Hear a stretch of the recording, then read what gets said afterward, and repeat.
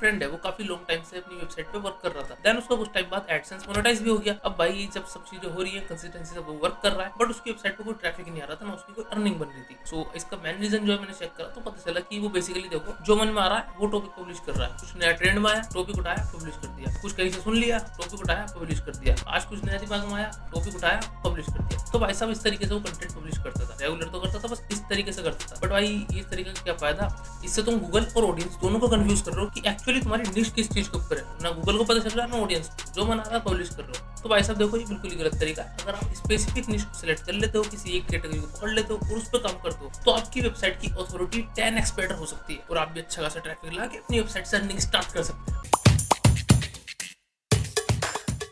सो निश ब्लॉगिंग की अगर बेनिफिट की बात करें तो जैसे कि आपको पता है, गूगल अथॉरिटी और एक्सपर्टीज को इंपॉर्टेंस देता है। और अगर आप कोई फोकस निश पे वर्क करते हो तो गूगल आपको उस चीज का एक्सपर्ट मानेगा और वहां से आपको जल्दी रैंक देगा। सो परफेक्ट निश कैसे फाइंड करें। तो भाई अब अगर टॉप प्रॉफिट निश की बात करें तो आप टेक एंड गैजेट्स को ले सकते हो, हेल्थ एंड वेलनेस को ले सकते हो, ट्रेवल एंड लाइफस्टाइल को ले सकते हो, भाई इन्वेस्टमेंट और फाइनेंशियल्स को ले सकते हो, एआई और डिजिटल मार्केटिंग को भी ले सकते हो। तो भाई साहब ये हमारी टॉप हाई प्रॉफिटेबल निशेस है। अब आपको देखो क्या करना है, इन पे तो हर कोई काम कर रहा है। देखो सही बात ये, इन पे प्रॉफिट तो काफी ज्यादा है, बट कॉम्पिटिशन उससे ज्यादा है। तो भाई अगर आप इस पे काम करते हो तो मतलब इतनी जल्दी आपको रिजल्ट नहीं मिलने वाले। 5-6 महीने आप मान के चलो कि कहीं नहीं का रिजल्ट मिलने वाला। आपको 5-6 महीने कुछ नहीं करना, बस कंसिस्टेंसी से वर्क करना है। और याद रखना, रिजल्ट उम्मीद मतलब 5-6 महीने तक कि कंपटीशन बहुत है। वहीं अगर आप ऐसा करते हो कि कोई लो प्रॉफिट निश को सिलेक्ट कर लेते हो, तो वहाँ पर आपको कंपटीशन कम मिलता है। वहाँ पर आपकी रैंकिंग जल्दी आ जाती है क्योंकि वहाँ पर कंपटीशन कम है। वहाँ से अर्निंग तो थोड़ी कम होती है, बट स्टार्ट तो होती है, जिससे लोगों को मोटिवेशन मिलता है। और देन उसके बाद वो स्टार्ट अपना काम करते जाते हैं। उसके बाद क्या, वाली कैटेगरी भी ले लो, इस कैटेगरी पकड़ लो, कोई भी कैटेगरी पकड़ लो, साइड बाय साइड उस पर भी करते रहो। यहाँ से आपकी एक सोर्स ऑफ इनकम तो जनरेट हो गई। तो अब निश तो सिलेक्ट हो चुकी है, बट निश सिलेक्ट करने के बाद ही काम खत्म नहीं हुआ, अभी आगे बहुत काम है।